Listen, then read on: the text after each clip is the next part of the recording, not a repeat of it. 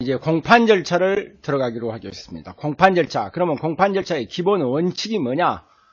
자, 공판 절차란 뭘보다 공판 절차라냐면 검사에 의해서 공소되게 된 사건이 법원에 계속된 이후 그 절차가 종결될 때까지 그 전 절차를 공판 절차라고 합니다.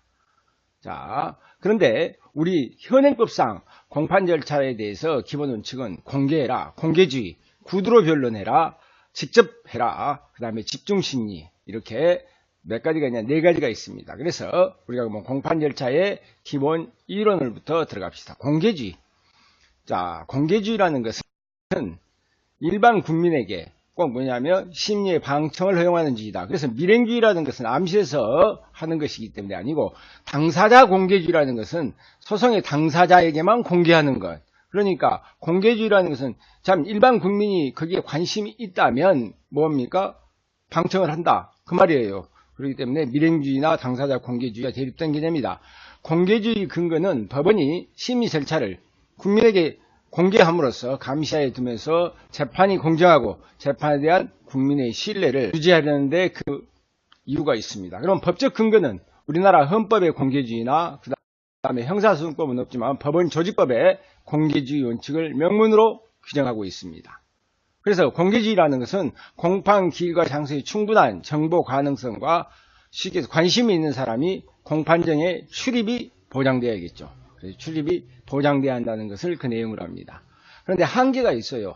전부 다 보고 싶다, 전부 다 들어가고 싶다 이상해요. 재판장은 법정의 크기에 따라서 방청인 수를 제한하거나 법정의 질서 유지를 해서 특정 방청을 금지하는 이것은 공개주의에 반하지 않습니다. 그런데 우리가 여기서 공개주의에서는 특수사건의 비공개의 부분, 어느 부분이 어떨 때 비공개로 할 것인가 그걸 봅시다. 사건의 내용이 국가의 안전보장, 안녕질서, 안자가 들어가야 됩니다. 공공복리는 여기에 포함되지 않는다는 것까지 알아두시면 좋죠. 방해하거나 선량한 풍속을 해야 할 염려가 있을 때 법원의 결정을 내어 심리를 공개하지 않을 수 있습니다. 그런다 할지라도 판결의 선고는 반드시 공개다. 판결의 선고는 반드시 공개해야 된다. 이건 알아두셔야 됩니다. 공판조서의 판결 기타 재판을 선고 또는 고지 공개 여부와 공개를 금할 때 그 이유를 기재해야 된다. 그런데 여기서 소년보호사건이 있어요. 소년보호사건은 원칙으로 공개, 원칙이 비공개입니다. 소년보호사건은 원칙이 비공개라는 것. 그 다음에 성폭력이라든가 가정보호사건의 경우 판사는 법원의 결정 심리를 이것은 공개하지 않을 수 있다. 의무적 규정이라는 것까지 알아두십시오. 그럼 퇴정명령 볼까요? 퇴정명령은 당연한 거죠. 재판장이 모자나 외투를 착용한 자, 음식 또는 와서 흡연하는 자, 단정한 자세로 정숙하지 않냐고 소란을 피우거나 함부로 왔다 갔다 하는 것, 이색하는 자에 대해서는 퇴정을 명할 수 있다. 법정에서의 사진 촬영 녹음, 누구든지 법정 안에서 재판장의 허가 없이 녹화, 촬영, 중계방송의 행위를 하지 못합니다. 피고인의 동의가 없는 한 원칙적으로 불허한다. 그러나 재판장은 피고인의 동의가 있을 때 하나여 신청을 허가할 수 있다 그랬는데, 만약에 동의가 없다 할지라도 촬영 등 허가가 공공의 이익을 위하여 상당하다고 인정되는 경우는 재판장은 그러하지 아니하다 허가할 수 있다는 얘기입니다. 그 밑에 1번 원심이 증인신문 절차 등 공개금지로 삼은 사정이 국가의 안녕질서를 방해할 우려가 있을 때에 해당하지 않고, 그러니까 국가의 안녕질서를 방해하지도 않고 공개금지 사유를 찾아볼 수도 없는데도 원심의 공개금지 결정은 피고인의 공개재판을 받을 권리를 침해한 것으로 그 절차에서 이루어진 증인의 증언은 증거 능력이 있다 없다라는 것. 또 봅시다. 헌법은 뭐랍니까? 이번에 재판 공개 원칙을 규정하고 있는 것은 검사의 공소제기 절차에는 적용될 여지가 없다. 검사의 공소제기 절차는 공개의 원칙을 적용할 여지가 없습니다. 따라서 공소가 제기 전까지 피고인이 그 내용이나 공소 제기 여부를 알 수 없거나 피고인이 소송 기록 열람 등사권이 제었다 할지라도 이것은 공소제기 절차가 이 헌법의 규정에 위반됐다라고 할 수 없다.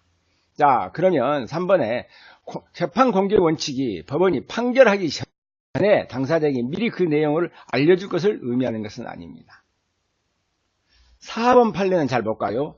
검사가 사전에 공판장에서 녹음을 신청한 사실이 없고 법원이 직권으로 녹음을 명한 바도 없으나 조서 작성의 편의로 녹음이 이루어진 경우에 이를 근거로 이루어진 공판정의 심리에 관한 녹음이 있었다고 할 수 없으므로 검사는 그 녹음으로 사본을 청구할 수 있다 없다. 청구할 수 없다 해야 되죠. 청구할 수 없다 할 것이다.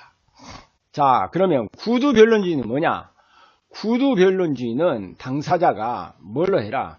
법원에 나서 구두에 의해서 말로 해라 그 말입니다. 자, 구두변론주의는 무엇과 두 가지가 있어요. 구두주의와 변론주의를 합쳐놓은 걸 보다 구두변론주의라고 한다. 구두주의라는 것은 서면주의에 대립되는 개념으로, 쉽게 얘기해서 개념으로 구두에 의해서 제공된 자료에 의해서 재판하는 주의를 말합니다. 자, 구두주의는 당사자의 실체 형성에 의해서는 예외 없이 적용되죠. 그러나 절차 형성에 의해서는 서면주의가 지배됩니다. 그런데 변론주의, 구두로 변론해라는데 변론주의는 당사자의 주의의 변론, 즉 주장과 입증에 있어서는 재판의 주의며 당사자주의의 아주 중요한 내용이 됩니다. 이걸 굳이 올라가지 말고 당사자주의가 강화됐다. 그 말은 곧 변론주의가 강화됐다라는 얘기입니다. 그래서 다음 중 변론주의 강화, 그러면 당사자주의를 강화시키는 걸 그걸 찾으면 되니까 그렇게 여러분이 고민할 필요는 없습니다. 3번 직접주의, 직접심리주의. 자, 직접주의란 법원이 공판정에서 직접 조사한 증거만을 재판의 기초로 삼을 수 있다는 주의입니다. 직접주의는 법관에게 직접 했기 때문에 정확한 심정을 형성하기 위해서 또는 피고인에게 증거에 대해서 직접 변명한 기회를 주기 위해서 요구되는 원칙인데 여기에는 형식적 직접주의와 실질적 직접주의가 된다. 그러면 형식적 기업은 수소법원이 그 재판에 기초한 증거를 공판정에서 법관이 직접 조사해야 된다. 이걸 보다 형식적 직접주의로 합니다. 그러면 실질적 직접주의는 법원이 사실을 첨부를 받아서 원본 증거를 재판의 기초로 삼아라. 이게 바로 대체물을 이용하지 말아라. 이게 바로 실질적 직접주의입니다. 그러면 판사가 경질시 바뀌어졌을 때 공판 절차를 갱신해야 된다. 그 말은 이 형식적 직접주의, 판사가 직접 조사해라. 그 말이고 원래 직접 증거이지 전문 증거는 시계에서 원래 증거 능력이 없다. 이것은 실질적 직접주의와 관계가 있는 얘기입니다. 이것도 알아두시는 게 좋겠죠. 자, 그러면 4번에 뭐가 있냐면 집중심리주의. 집중심리주의라는 것은 심리에 2일 이상을 요하는 사건, 2일 이상은 아주 복잡한 사건은 연일 계속해야 심리하는 그 사건은 연일 계속 심리해야 한다는 원칙이다. 심리의 중단으로 인해서 법관의 심증 형성을 약화하고 재판의 빨리 재판을 신속하게 해주기 위해서 집중심리주의라는 것을 택하게 됐다. 그래서 집중심리주의는 공판기일의 심리는 집중돼야 되기 때문에 심리에 2일 이상 필요하면 부득이한 경우에는 매일 계속 개정해야 된다. 재판장은 여러 기일을 일괄하여 진행할 수도 있고 부득이한 사정으로 매일 계속 개정하지 못한 경우도 특별한 사정이 없는 한 전에 공판기일로부터 14일 이내에 다음 공판기일을 지정해라 그 말입니다.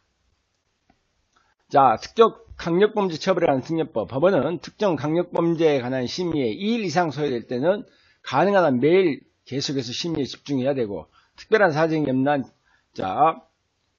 전후 공판기일부터 7일 이내에 다음 공판기일을 지정해라 라는 것이 신속한 재판에 의해서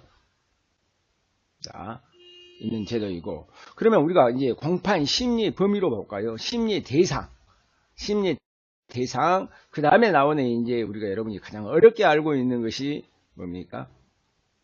공소장 변경인데, 여기서 심리의 대상을 먼저 봅시다.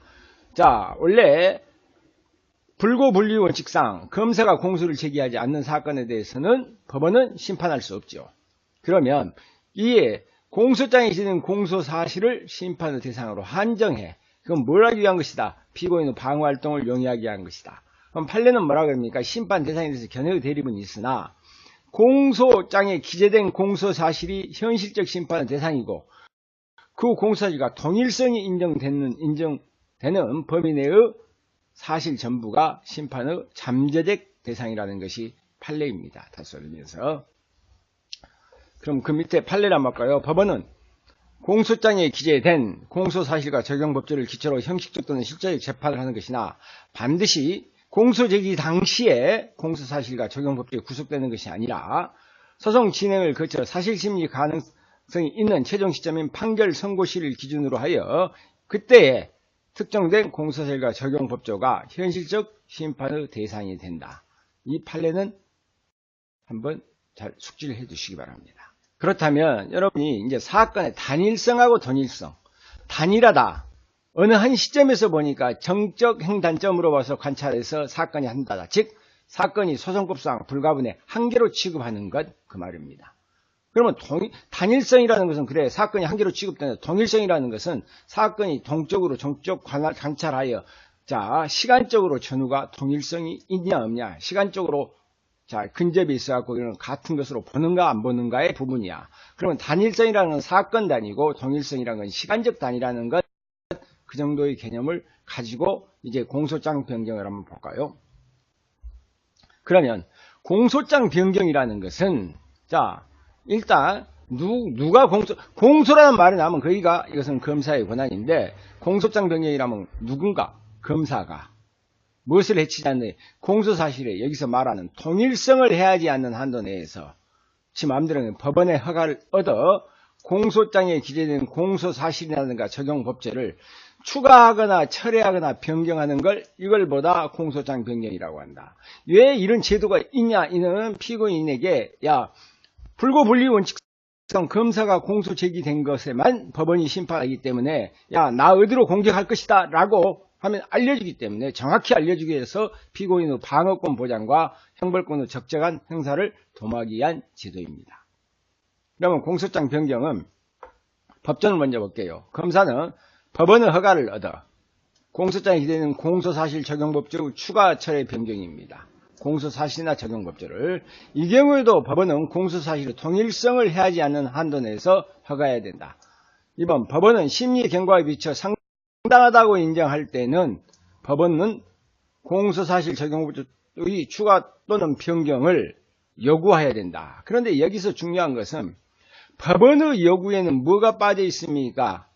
철회가 빠져 있다는 거죠. 검사는 추가 철회 변경이지만 법원의 요구에는 추가 또는 변경입니다. 이건 눈여겨 봐두시기 바랍니다. 자, 뭐 구별하면 추가 기소한다.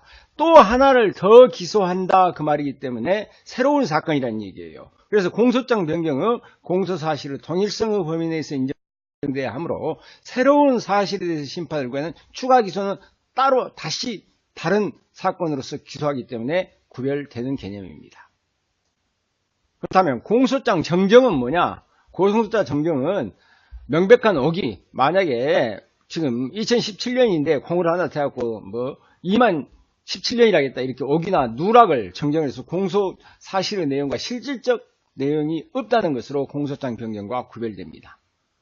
그 밑에 이제 판례를 한번 보면 공소장 변경의 방식에 의해 공소 사실의 철회는 공소 사실의 동일성이 인정 범위 내에서 일부 공소 사실에 한해서 가능하므로 공소장에 기재된 수개의 공소 사실이 동일성이 없고 실체적 경합관계에 있는 경우에 그 일부를 소치대에서 처리하려면 공소장 변경의 방식이 아니라 뭐랍니까? 공소의 일부 취소 절차에 의해야 된다. 요 판례 잘 봐두시기 바랍니다. 그렇다면 이제 공소장 변경의 한계. 자, 우리가 말하는 공소장 변경을 아까 뭐 동일성, 단일성 그 얘기를 많이 합니다. 공소사실의 동일성. 공소장 변경은 공소사실의 동일성을 해하지 않는 범위 내에서 사용된다. 자, 공소사실의 동일성은 공소사실의 단일성을 포함한 개념이다. 그러면 어떤 것은 동일하다 그러고 어떤 것은 동일하지 않다라고 보는가에 대한 이 판례의 부분을 여러분이 아주 계속 읽어보다 보면은 여러분이 잘 터득을 하셔야 될 부분입니다. 자, 여기서 1. 상해의 공소사실을 폭력이익 등 처벌해가는 법률 위반으로 공소사실 추가의 공소장 변경을 신청한 사안에서 기본적 사실관계가 동일하다 안 하다. 상해와 폭력이익 등 처벌해가는 법률 위반은 동일하지 않으므로 그러면 어쩐다. 공소사실의 동일성을 인정할 수 없다. 공소장 변경을 허용할 수 없다니라고 똑같죠. 자, 이번에 공소사의 특정법률 가정에 의한 가중처벌에 관한 법률 조세의 점과 검사가 예비적으로 추가되는 업무상 행령은 이 조세법 위반하고 특정범죄 가중법하고 이것은 공소사실의 범행의 일시와 장소가 다르고 수단과 방법 및 범행의 목적물리 등의 범행의 내용도 다르며 여기까지 다 다르다 그러면 동일성이 인정된다 안 된다 안 된다 그 말이죠. 행위, 태행이나 피해법도 다르므로 공소 사실의 동일성이 인정되지 아니하므로 공소장 변경 허가 신청을 받아들이지 아니하는 것이 옳다. 이 두 개의 범을 항상 동일성이 있냐 하면 두 개를 비교를 해야 됩니다. 자, 마약관리법 위반인 여기에서다가 위반법에다가 다음에 사기의 범죄 사실을 예비적으로 추가한 경우 이것은 마약관리법 위반하고 사기하고는 기본적 사실관계가 동일하다고 볼 수 없죠. 그러니까 공소장 변경을 허가한 후 사기죄로 인정한 원심 판결은 법률 위반이 있다. 그래서 항상 이렇게 한계를 보면 두 개의 범죄를 비교를 하고 그것이 동일성이 있는가를 판단을 해야 됩니다. 자, 피고인들이 토지거래 허가 구역 안에서 미등기 전매 후 근저당 설정 행위를 배임으로 기소했다가 매매대금 편취에 대한 사기죄로 사실을 예비적으로 추가하여서 공소장 변경을 신청한 사안에서 기본적 사실관계가 이것은 동일하다고 볼 수 없어. 그러면 공소장 변경을 하면은 안 되겠죠. 그래서 공소사실을 동일성하는 법률로 의한 위법이 있다. 또, 자, 과실로 교통사고를 일으켜 교통사고 특례법 위반죄와 과실에 의해서 교통사고 특례법 위반죄와 고의로 교통사고를 낸 후 보험금을 청구하여 수령해 미수익자는 사기 및 사기 미수죄는 이건 동일성이 있다고 봅니까? 없다고 봅니까? 여러분이 생각해봐도 이건 동일성이 없다고 봐야 되겠죠. 기본적 사실관계가 동일하다고 볼 수 없으므로 이것은 재판력이 안 비치지 않는다. 자, 그렇다면 우리가 이제 그렇게 얘기하면 동일성의 기준은 범죄 사실 기초의 사회적 사실로 환원해서 양자 사이의 기본적 사실관계가 동일하면 동일성을 인정해야 된다. 그러니까 자, 사회적 사실로 환원해야 되는데 판례는 무엇까지도 고려하냐면 법원의 자, 규범적 요소도 고려하고 있습니다. 그러면 순수하게 사실적인 관계, 사회적 관점의 사실적 관계만 볼 것이냐? 자, 1번 판례 볼까요? 공소사실이나 범죄의 동일성은 형사소송법 개념으로서 이것은 형사소송 절차가 가지는 의의나 소송법적 기능을 고려해야 할 것이고 두 범죄의 기본적 사실관계가 동일한 것에 보면 규범적 요소를 전적으로 변경해 순수한 사회적 전 법률적 관점에서 파악할 수만은 없다. 그래서 그 자연적 사회적 사실관계나 피고인의 행위가 동일하게 된 것 외에 규범적인 요소도 기본적 사실관계의 동일성의 실질적 내용을 이루는 것으로 보는 것이 타당하다. 그래서 기본적 요소도 고려해야 된다. 자, 그러면 공소사실의 동일성 여부는 일방의 범죄가 성립되는데 타방의 범죄 성립을 인정할 수 없다고 볼 정도로 양자가 밀접한 관계가 있는 경우에는 양자의 기본적 사실관계는 동일한 것이다. 그래서 저놈하고 완전히 비교를 한번 해봐야 된다는 얘기예요. 그러면 그 밑에 한번 봐볼까요? 얘기해 봅시다. 약식명령이 확정된 소방법 위반 법률 사실과 업무상 가실치상, 업무상 실화의 공소사실 모두 이나물줄을 매기로 한 동일한 장소 일시에서 근접해서 이루어졌다는 점에서 일부 중복된 면도 있으나 이 각 위반행위 내용의 태양과 책임의 근거, 직접적인 보호 법익 등이 다를 뿐만 이렇게 내용과 태양, 책임, 근거, 직접적인 보호 법익이 다를 뿐만 아니라 그 죄질도 현저한 차이가 있는 이상 그 기초되는 사회적 사실관계가 동일한 것이라고 평가할 수 없다. 당연한 것이죠. 자, 4번에 공인중개사의 업무 및 부동산 거래 신고에 관한 법률 위반으로 공소돼서 약식명령이 확정된 후 다시 행령의 공소사실이 기소된 사안에서 행위의 태나 피해 법익이 서로 다르지만 기본적으로 공소사실이 동일성이 인정된다는 이유로 자, 이 부분에 대해서는 법원이 면소를 선고한 원심의 조치는 정당하다. 그러면 이건 동일성 내에 있었다는 얘기죠. 그래서 공소사실이 동일성이 전제하에서 그 다음에 공소장 변경이 필요한지 여부를 항상 판단해야 됩니다. 근데 여러분이 이 부분에 판례가 많이 나올 때는 항상 두 개의 것을 완전히 법익 자체가 다르거나 그럴 때는 필요가 없죠. 아, 이거 공소장 변경 허용해서는 안 된다. 근데 동일하다 그럴 때는 뭔가 장소적인 것이라든가 보호법이라든가 뭔가 비슷하거나 근접해 있어야 돼. 그러면 공소장 변경의 필요성을 여러분이 한번 봐볼까요? 자, 필요성. 학술의 다툼이 있으나 공소장에 기재된 사실과 실질적으로 다른 사실을 인정할 때, 인정하면 이게 어떤 결과냐? 피고인의 방어권에 실제로 불이익을 초래할 염려가 있을 때는 공소장 변경이 필요하다는 것입니다. 그런데 그래서 사실기재실 종설 판례입니다. 만약에 그렇게 피고인에게 불이익을 초래할 염려가 없다면 공소장 변경을 거치지 않아도 된다는 얘기죠. 그래서 판례를 보면 피고인의 방어권 행사에 실질적인 불이익을 초래할 염려가 없는 경우에는 공소장과 공소사실과 기본적 사실의 동일한 범위 내에서 법원은 공소장 변경 절차를 거치지 않고 다르게 인정하였다 할지라도 불고 권리 원칙에 위배되지 않는다는 것. 그런데 만약에 그런다 할지라도 공소장 변경 없이도 법원이 심리 판단할 수 있는 죄가 한 개가 아니라 여러 개인 경우 법원은 그중 하나를 마음대로 뽑아서 선택할 것이 아니라 검사에게 공소사실과 적용법조에 관해서 어떤 것을 할 것이냐라는 성명을 구하여 공소장을 보완하게 한 다음 그에 따라 심리 판단해야 할 것이다. 그렇다면 자, 필요성, 언제 공소장 변경이 필요하느냐? 자, 봅시다. 구성요건이 동일한 경우. 구성요건이 동일하다 할지라도 범죄의 일시나 장소를 변경하는데 만약에 이렇게 변경함으로써 피고인의 방어에 실질적인 불이익을 미칠 염려가 있을 때는 공소장을 변경해야 됩니다. 수단과 방법. 자, 수단과 방법도 그것을 특정할 때 필요한 요소이므로 공소장 기재와 현저한 차이가 있을 때는 공소장을 변경해야 돼. 그러나 범죄의 객체를 다르게 인정한 경우, 이때는 객체가 다르기 때문에 공소장 변경을 위한다. 기타의 경우는 여러분이 한번 알아두십니다. 공소장의 기재와 다르게 인정하더라도 피해자 상대방이 공소장 기재와 피고인의 방어에 실질적 불이익을 초래할 염려가 없는 경우, 없다. 그렇다면 공소장 변경을 요하지 않습니다. 이런 경우를 뭐라 그러냐? 단순한 상해의 차유. 진단 1개월인데 3개월인데 1개월이었다는 거다. 인과관계의 진행의 차유.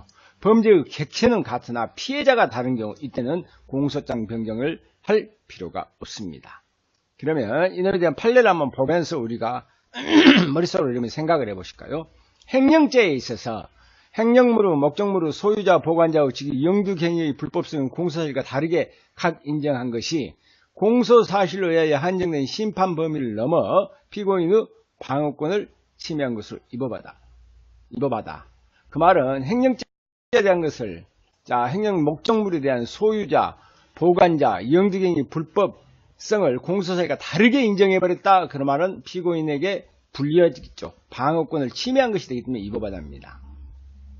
특히 이번에 보면 정답 공직 후보 추천에서 금품을 수수했다는 공소사실과 또 금원을 대여해서 금융이익의 상당의 재산상 이익을 수수했다는 범죄 사실을 유죄로 인정하는 것은 이놈과 금품 돈을 받았다는 것이 아니라 쉽게 얘기해서 돈을 빌려줬다는 거 아닙니까? 행위의 내용 내지 태양이 서로 달라 그에 대한 피고인의 방어 행위 역시 달라질 수밖에 없으므로 피고인의 방어권의 행사에 실질적인 불이익을 초래한 것이다. 그래서 입어받아. 그 말은 공소장 변경을 해야 된다. 재물편취 사기죄와 공소력이나 실질적으로는 재물의 이익편취 사기죄가 된 경우 이때는 이것은 통일성이 인정된다 안 된다 통일성을 벗어났다고 볼 수도 없고 피고인의 방어에 불이익이 있다고 볼 수도 없으므로 원심에서 공소장 변경 절차가 없어도 이 부분에 공소사실의 이익편취의 사기죄로 인정할 수 있는지 여부에 대해서 심의해야 된다. 이때는 공소장 변경이 필요 없다라는 얘기죠. 상해의 정도의 차이. 4개월간 치료를 요하는 상해라고 적시되는데 법원은 공소장 변경 절차 없이도 8개월 치료를 요하는 것으로 인정했다. 할지라도 이것은 불고불리 원칙에 반한다고 할 수 없다는 것. 아까 이건 했던 것이니까. 그러면 구성요건이 같은 범위 내라도 저렇게 불이익을 피고인의 방어권에 불이익을 초래할 염려가 있을 때는 공소장 변경을 해야 하는데 구성요건이 다르다. 이것은 당연히 원칙적으로 공소장 변경을 요합니다. 그런데 다르다 할지라도 축소 사실을 인정하는 경우. 자, 어떤 경우냐? 구속요건을 달리한 것도 그 사실이 공소사실에 포함되어 버린 거야. 그래서 포함되어 있어 그 속에 있다. 그래서 되는 소를 포함한다는 이론에서 공소장 변경을 요하지 않는다. 그런다 할지라도 기재된 공소사실이 법정이 무거운 사실을 인정할 때는 공소장을 변경해야 됩니다. 그럼 이런 애가 어떤 애냐? 미수범죄 사실은 기수범죄 사실이 포함되어 있어. 기수 공소사실은 미수를 인정하는 때에는 공소장 변경이 필요하지 않습니다. 그러나 여러분이 조심해야 될 것이 미수를 예비음모, 예비음모로 이루어진 예비음모는 특별히 뭡니까? 법에 규정이 있을 때만 처벌해야죠. 그래서 이걸 독립된 구속요건을 갖춘 범죄로서 미수를 예비음모로 할 때는 공소장 변경이 필요하다는 것, 이건 반드시 알아두십시오. 그런데 법적 평가만 달리하는 것, 사실인동에는 같은데 법이나 죄 숫자가 많고 작음을 평가하는 경우는 공소장 변경이 필요 없습니다. 특히 이제 이게 이런 거예요. 단독범을 공동정범, 방조범으로 인정할 때는 공소장 변경이 필요 없으나 만약에 이런 경우라도 피고인의 방어에 실질적 불이익을 줄 우려가 있다면 반드시 공소장 변경이 필요하다. 그러면 공소장 변경이 필요하는 경우가 왼쪽이고 필요 없는 경우입니다. 구속요건이 다른 거, 고의범과 과실범은 구속요건이 다르니까 공소장 변경해야 되겠죠. 그런데 축소사실 강간치상의 강간죄 및 강간미수죄로 바꿀 때는 여기에 다 포함되기 때문에 공소장 변경이 필요 없다는 얘기겠죠. 봅시다. 미수를 예비음모로 하는 경우 공소장 변경이 필요하다 그랬죠. 독립적이니까. 그 다음에 살인죄를 치자가 들어가면 자 강간치사죄하고 강제추행치사죄 구속요건이 다 다른 거예요. 명예훼손 모욕죄 구속요건이 다르다. 강간상해 교사 공갈범 절취한 신용카드를 사용한 사기죄하고 단순 신용카드 이용죄하고는 다르다. 사기와 배임은 다르고 폭행치상도 폭행 다르고 누범 처벌 상습절도하고 단순 상습절도 다르고 특수절도 점유물 위탈 횡령죄 특수절도를 작물 운반죄라든가 특수공갈로 하는 거. 이건 구속요건 자체가 다르기 때문에 공소장을 변경을 해야 됩니다. 하지만 이건 되는 소를 포함한다 해서 강간치상의 강간미수, 강제추행치상죄의 치상죄에다 강제추행, 특수절도를 절도, 상습절도를 절도, 자, 이력자살결연 자살교사, 허위사실 명예훼손을 사실 역시 명예훼손으로 하는 거. 그 다음에 수뢰후 부정처사, 뇌물수수, 중실화를 그냥 실화, 특정관계처벌, 가중처벌법을 그냥 수뢰, 중강도, 관세법 위반 절도, 강도 강간을 강간으로 하는 거. 그런데 여기서 그 밑에 보면 법정형이 중한 다른 죄라는 것은 작물 보관을 업무상이란 말이 나오니까 더 중하겠죠. 그 다음에 절도 실체적 공을 상습으로 하는 거, 사기를 상습으로 하는 거, 이때는 공소장 변경이 필요합니다. 그런데 죄수만 달리하는 것, 강도 상해를 야간 주거침입과 상해, 강도 상해를 주거침입과 상해, 강도 강간을 특수강도 미수와 강간, 강도 살인을 특수강도와 살인으로 하는 것, 이럴 때는 공소장 변경이 필요 없고, 법률적 평가를 달리하는 경우 배임이냐 횡령이냐, 이때는 공소장 변경이 필요 없다는 얘기죠. 자, 사실 적시 명예훼손죄를 허위사실 적시 명예훼손죄로 하는 거, 이건 더 엄하게 처벌하니까 이건 공소장 변경이 필요하죠. 이놈이 반대로 갈 때는 공소장 변경이 필요 없었습니다. 실체적 경합이 포괄일죄라든가 실체적 경합이 상상적 경합이라든가 공동정범을 방조범, 단독범을 공동정범을 할 때 이때는 공소장 변경이 필요 없다는 거. 그러면 이제 여기까지 어쩔 때 이제 공소장 변경을 해야 되는가 이걸 알았으니까 그 절차로 들어가면서 봅시다. 공소장 변경 절차. 자, 검사의 신청에 의한 공소장 변경. 검사의 신청.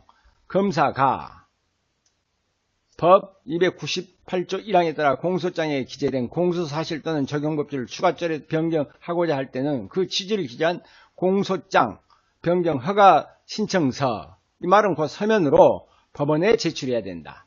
이렇게 제출할 때는 자, 허가서에는 피고인 수에 상하는 부본을 첨부해라. 그 부본을 피고인 또는 변호인에게 즉시 송달해라. 피고인 밋이 아니라 또는입니다. 둘 중에 한 사람에게만 송달하면 됩니다. 자, 공소장 변경이 허가될 때는 검사는 공판기일 1항의 공판기일에 1항의 공소장 변경 허가 신청서에 변경된 공소사실 죄명 및 적용법조를 낭독하게 해야 된다. 다만 재판장이 필요하다고 인정할 때는 공소장 변경 여지를 진술하게 할 수 있답니다. 4항보다 5항을 좀 봐두실랍니까? 법원은 1항의 규정자 서면으로 해야 되는데 규정에도 불구하고 피고인이 제정하는 공판정, 피고인이 나와 있는 공판정에서는 피고인에게 이익이 되거나 또 피고인이 동의한 경우에는 구술에 의해서 공소장 변경을 허가할 수 있다. 이 규칙 124조 5항을 여러분이 눈여겨봐 두실 필요는 있습니다. 그렇다면 기억은 공소장 변경은 검사의 신청이어야 된다. 신청서를 법원에 제출해야 되고 피고인 수에 상응하는 부본을 첨부해야 된다. 피고인 또는 변호인에게 즉시 송달해야 되고, 자, 만약에 부본이 공판정이 교부되어 있다 할지라도 피고인이 법정에서 변경된 기소를 충분히 진술 변론한 이상 판결에 영향은 없다는 것. 그 다음에 이 판례를 한번 쭉 살펴봅시다. 1. 법원이 인정하는 공소사실의 범죄사실이 공소사실과 차이가 없이 동일한 경우 비록 검사가 재판시법인 개정 후 신법을 적용하여 보았더라도 그 범행에 대한 형중의 차이가 없다면 자 피고인의 방어권의 실질적 불이익을 초래할 우려도 없기 때문에 이런 공소장 변경 절차를 거치지도 않고 정당하게 적용되어야 할 행위시법인 구법을 적용할 수 있다는 것. 이번에 법원의 공소사실이 동일성이 인정되는 범위 내에서 가벼운 범죄사실을 인정하는 경우에는 피고인에게 실질적 불이익을 초래할 염려가 없다 그랬죠. 그래서 공소장 변경을 하지 않더라도 직권으로 공소장에 기재된 공소사실과 다른 공소사실을 인정할 수 있다. 자, 뇌물수수죄와 정치자금법 위반죄는 구성요건과 보호법이 다르므로 그랬죠. 다르다 그 말은 뭡니까? 공소장 변경을 해야 된다 그 말입니다. 그래서 정치자금법 위반죄로 유죄를 인정하지 아니하면 현장의 정의 형평에 배할 수도 없으므로 공소 제기된 뇌물수수죄에 대한 심리 판단에서 무죄를 선고한 원심의 결론은 정당하다는 것. 4번에 공소장 변경 전에 횡령 공소사실과 변경 후에 사기 공소사실은 기초되는 사회적 사실과 기본적인 점이 동일하다고 인정되는 경우 그 공소장 변경은 적합하지요. 피해자에게 다방을 경영해 줬다고 명목으로 금원을 수수했다 그 말입니다. 그래서 이건 횡령 사실과 변경 후 횡령이 아니라 사기로 이제 바뀌었다 이거죠. 그 공소장 변경은 적법하다는 것. 사기죄에서 공소사실 기망 내용과 다른 기망 내용을 공소장 변경 절차 없이 직권으로 인정할 수 있다. 같은 사기는 사기인데 기망의 내용과 방법이 달랐다 그 말이죠. 이것은 변경할 필요 없이 직권으로 인정하면 됩니다. 판례가 많이 나오는 부분은 여러분이 쭉쭉 밑줄 치면서 여러분이 어떻게 이것을 할 것인가를 중요한 부분만 다 캐치를 해가지고 머릿속에 숙지를 해두시면 됩니다. 재산상의 피해자나 공소장에 기재된 피해자가 다른 것은 판명된 경우에 공소사실의 동일성을 해하지 않고 피고인의 방어에 실적 불리지 주지 않는 공소장 변경 절차 없이 직권으로 공소장에 기재된 사기 피해자와 다른 실제 피해자를 적시하여서 그 일을 유죄로 인정해야 된다. 그 다음에 일반법과 특별법을 적용할 때는 어쩌야 됩니까? 이건 공소장을 변경을 해야 되겠죠. 반드시. 공소장 변경 없이는 형이 더 무거운 특별법조를 적용하여 특별법 위반죄로 처단할 수는 없다.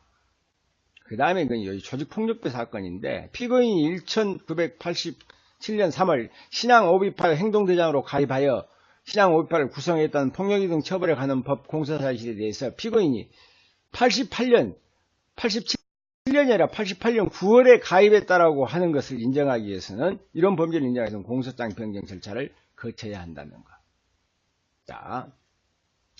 9번에 피고인별로 별랑으로 구성되어 있는 피고인 갑에 대해서 피고인의 공소사실을 그대로 원용하여 있는 상태로 됐다. 실질적으로 피고인이 공모관계를 전제로 한 것이 명백하고 공모점을 다투어 증거조사가 진행됐다면 공소장 변경 없이 피고인들을 공동정범으로 인정할 수 있다.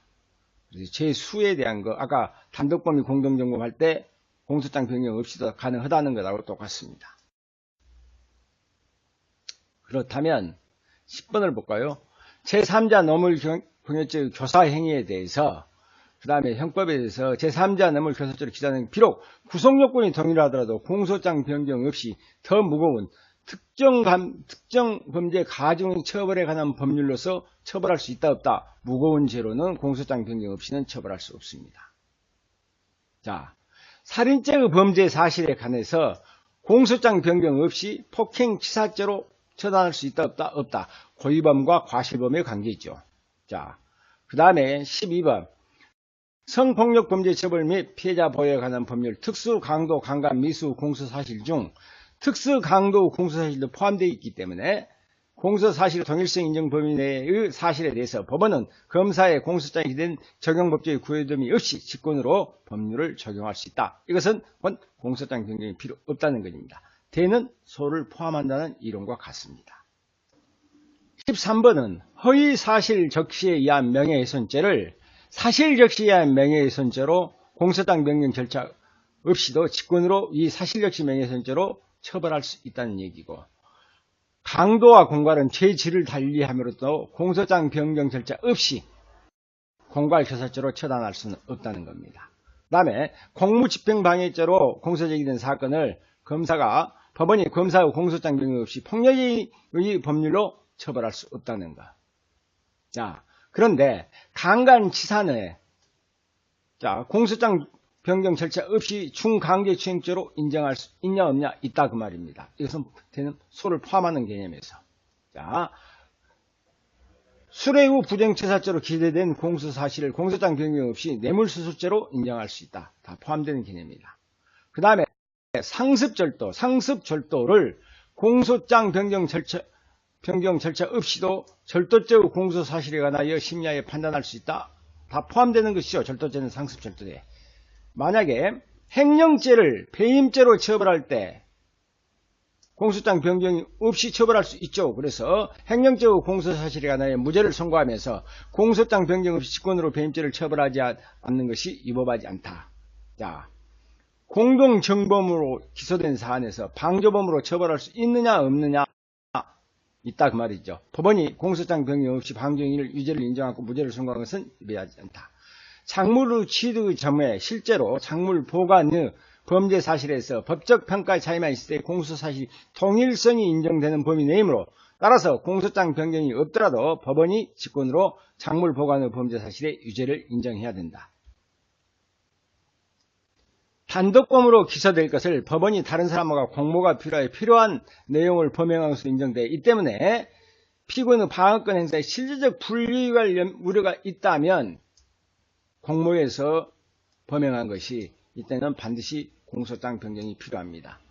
자, 실체적 경합관계의 경합범으로서 제기됐는데 법원이 그 범죄 사실을 그대로 인정하면서 다만 재수에 관한 법률적 평가만 달리하여 포괄일죄로 처단하더라도 이것은 피고인의 방어권에 불이익을 미치는 것이 아니므로 공소장 변경 없이 포괄일죄로 처벌할 수 있습니다. 24번 공소장이 된 수표에 발행일자 등이 오기라고 보고 공소장 변경 없이 발행일자를 바로잡아 범죄 사실 인정하는 것, 이것은 위법한 것이라고 할 수 없습니다. 이건 아까 했죠. 절취한 신용차기를 사용한 사기하고 무관하게 신용카드 사용으로 인한 사기는 이것은 범죄의 행위의 내용 내지 태양이 서로 다르다 그 말입니다. 그래서 공소장이 변경이 있어야 돼. 공소장이 변경이 없이 다른 범죄 사실을 인정할 수 없다는 겁니다. 26번은 똑같아요. 살인죄로 했는데 이것을 공소장 변경 없이 폭행치사죄로 처벌할 수는 없다. 이건 고의범과 이것은 과실범이죠. 그렇기 때문에 처벌할 수 없다는 것이죠. 강간의 공소사실에 대하여 강간의 범행을 인정하지 않고 다만 강간 범행의 수단인 폭행만으로 인정한다는 이유로 공소장 변경 절차 없이 폭행죄를 인정한 조치는 피고인의 방어에 실질적 불이익을 초래할 염려가 있다 없다? 없다는 것이죠. 자, 그렇다면 이렇게 통일성이 인정돼서 검사가 공소장 변경을 신청을 했습니다. 그러면 법원은 어찌해야 되느냐? 검사의 공소장 변경이 공소 사실의 동일성을 하지 않는 데는 법원은 의무적으로 이를 허가해야 한답니다. 자, 그런데 공소장 변경을 허가한 후에 공소 사실의 동일성이 인정되지 않는 등의 위법사유가 있는 경우 공소장 변경을 허가한 법원 스스로 취소할 수 있습니다. 그러나 이렇게 공소장 변경 신청에 대해 법원의 허가에 대한 결정은 판결 전 소송 절차에 대한 결정에서 독립하여 항고할 수는 없습니다. 자,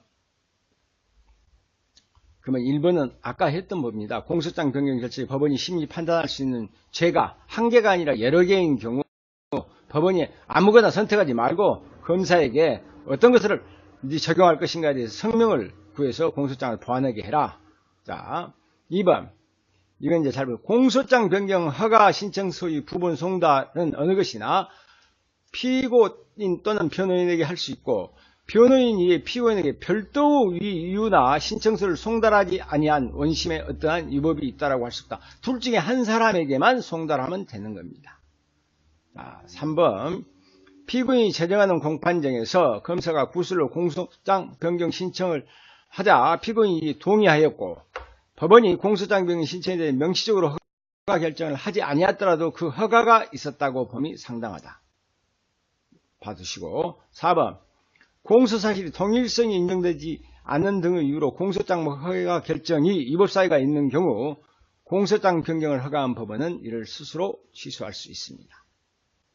그런데 5번의 판례는 여러분 판례는 판례대로 봐두십시오. 법원이 공판 심리를 종결하기 전에 공소장 변경에 대하여 공소사실이 동일성을 해하지 않는 한도에서 허가해야 할 것이나 적법하게 공판 심리를 종결하고 판결 선고일까지 고지한 후에 이르러 한 검사의 공소장 변경에 대해서 이것이 변론 제기 신청과 함께 된 것이라도 법원이 종결한 공판 심리를 제기하여 공소장 변경 허가할 의무 자체는 없다라는 거.